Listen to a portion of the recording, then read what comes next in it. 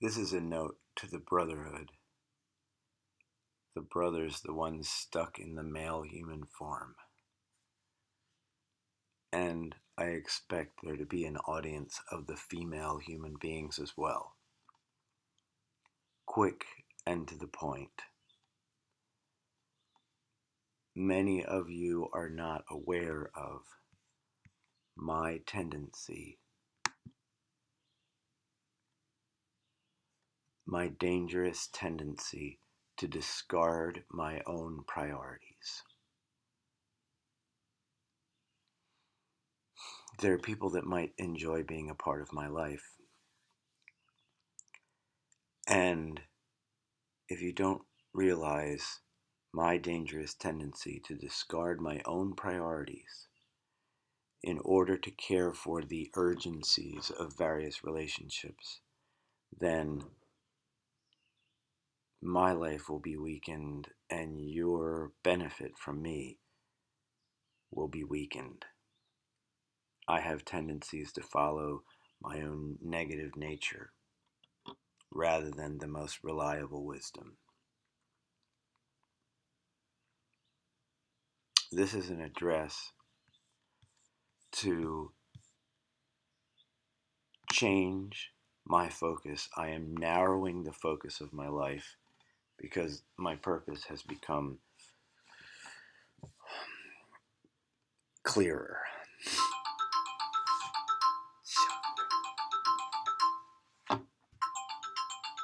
Yeah, it's good that this is humble and sketchy because it's very real.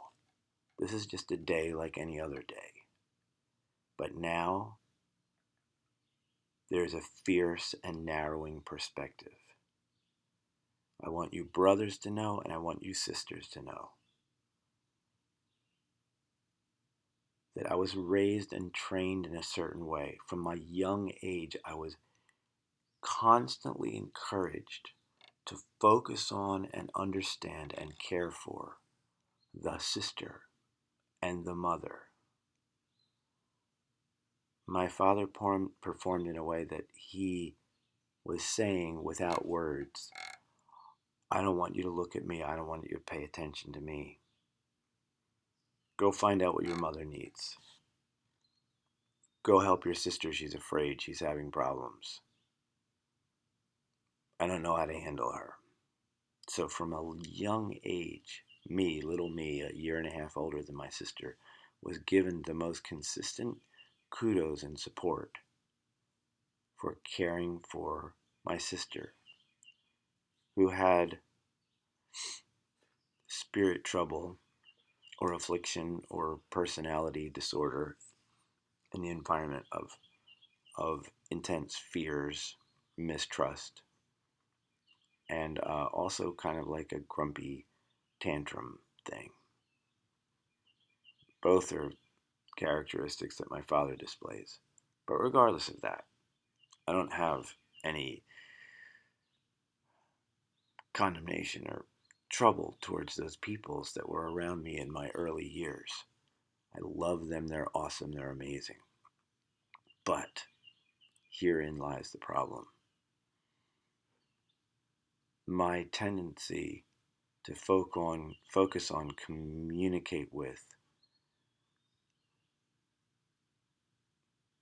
and interact with deeply the equal souls that are born in the female form is very intense.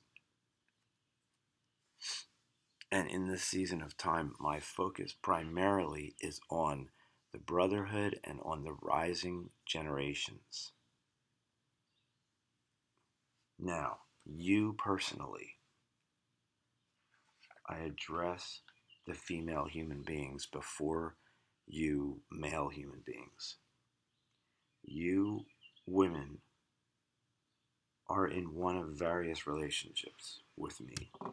You're in a relationship with me that has reached a place of quiet, perhaps because of an offense. You are in a relationship with me that has gone through a transition or a separation due to offensive events. That's number one. a separation. Number 2, you are a woman and a distant or momentary contact or acquaintance with me. So 1, a separation. 2, a distant brief acquaintance. 3, you are a family person or a friend or a person that has closely shared life and commitments and friendship with me in past seasons. 1, a separation. 2, a distant acquaintance. 3, family, friends, and connected peoples in past seasons. Past friends, past family, past persons connected. Number 4, you are a precious human family, a personal acquaintance, possibly even recently introduced, where there is some true value, true connection, true camaraderie.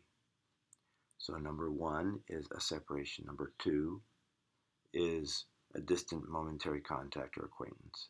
Number 3 is family, friends, or persons with a track record and sharing life and some commitments and responsibilities interactively. Number 4 is a precious acquaintance or a powerful acquaintance, possibly recently introduced. Now, the next 3 I would like you to write down. Number 5, you're a person who is engaged in mutual support or service to one another. So 5 is, these are sort of like the 1, 2, 3. Mutual support or service. Number 2 is honorable spiritual fellowship. And number 3, in true communion. So you're a female human being that is truly engaged in mutual support or service to one another. We may not have the same philosophy, understanding, evaluation, but there is truly an honor and a respect and a desire to support one another. So mutual support or service relationship, honorable spiritual fellowship, which is the essence of the worship center, the synagogue, the congregating place, where you've got a whole bunch of different perspectives and philosophies. But most importantly, we stand together in at least a singular focus on a certain thing in spiritual fellowship.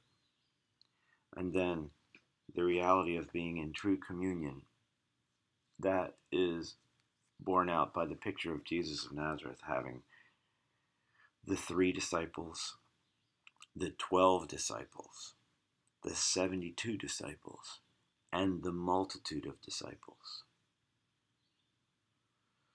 So, think about these things. You, a female human being, and a male human being as well, but right now I really want to focus on respecting and honoring the women, and especially those that I might have brought trouble to, even trouble that the woman doesn't consider to be trouble. So, number 1 is a separation environment. Number 2 is a distant momentary acquaintance. Number 3 is family, friends, or people with a track record together that have some interactive life and commitments and past friendship. Number 4, people who have arisen as acquaintances but are clearly precious human family and with some potential for interactive strength. And then the 1, 2, 3, these are the bottom line ones. Either we are engaged in mutual support or service and have an important ongoing potential relationship, engaged in support or service, in honorable spiritual fellowship, and in true communion. So I do not expect there to be very many people, especially female human beings, in true communion with me. I am announcing that on the 17th of July, which is my date of immersion in the Logan Circle Fountain 21 years ago, July 17th, I am making a 4-month transition of communication with female human beings in only the in-person atmosphere. And this is a fast that I will uphold to the best of my ability for 4 months. This is not any condemnation of female human beings. This is just basically, honestly, a powerlessness. This is not like any kind of like relationship agenda, sexual agenda, etc., but rather Father saying, build your work. You now see your work. Build your work. Connect with the brotherhood in a very focused way. And make ways of communication. If you're a person that fits in, if you're a female human being that fits in one of these categories, and I have had a track record and an ongoing relationship with you, there is the important responsibility to address your concerns, your prophetic word, your visions, dreams, etc. But that communication will be made with me either in person or through an avenue of another friend or person. I don't want this to go on for too long, this particular piece.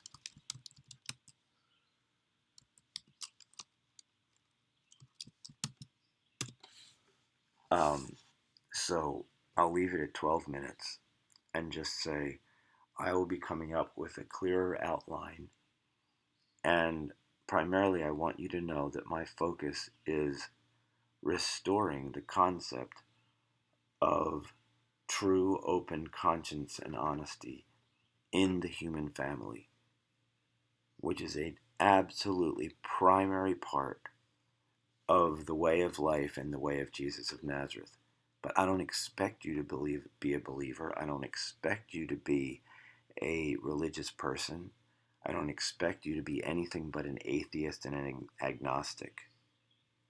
The most important thing is I want to serve individuals and families by helping them have regular times of honesty and coming up with decent and good bottom lines for themselves and for their friends and kids, but most importantly, through cheerful family storytelling, where you talk about the things that didn't work, the things that do work, favorite things, favorite people, happy times, favorite places, and a few things, just a few things about the scary things that have happened to us, and a few things about the embarrassing things that have happened to us that we really wish we could change. That's the picture, a focus on personal and family honesty. And in order to enact this and be the most efficient, I must curtail my tendency to go towards and serve and care for many, many, many different relationships. I'm talking about male and female. In my relationships with the brotherhood, if there is not finding a place of agreement, especially with things that are supernaturally true and things that are written about the responsibility in all this Jesus and God and church and Bible stuff. There's just such a weird, divergent, polluted ways in the Christian atmosphere, and I am very wary of that. I do not want to be in relationships that are slowing me down. I do not have fears except the fear of being distracted from his best work and her best work. So if you wish to communicate with me about these things, please do so. I want you to know that I have beautiful things and helpful things for each person that I've known for longer seasons that I haven't even shared with you. Avenues of peace, pictures of success, ways to overcome difficulties. I have been much too silent for much too long. But now I have the confidence of purpose, giving atheists and non-religious people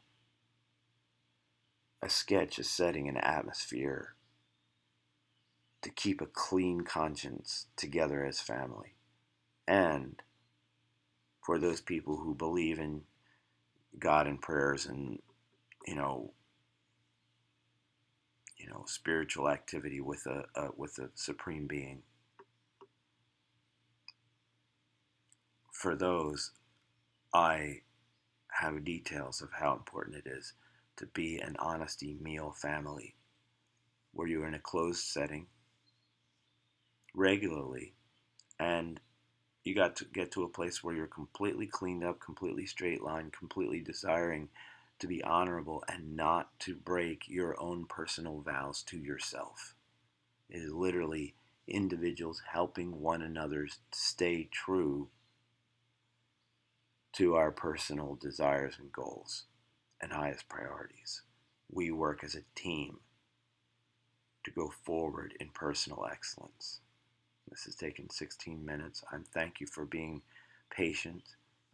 And these things that I'm operating with are all a service, a desire to serve. I have created many tragedies, many difficulties. I have gotten many people frustrated and angry and emotionally troubled by me. And I am gravely sorry for that. And I hope that I can present some explanations, and I hope that I can present some amends and restitution in the days to come. July 17th.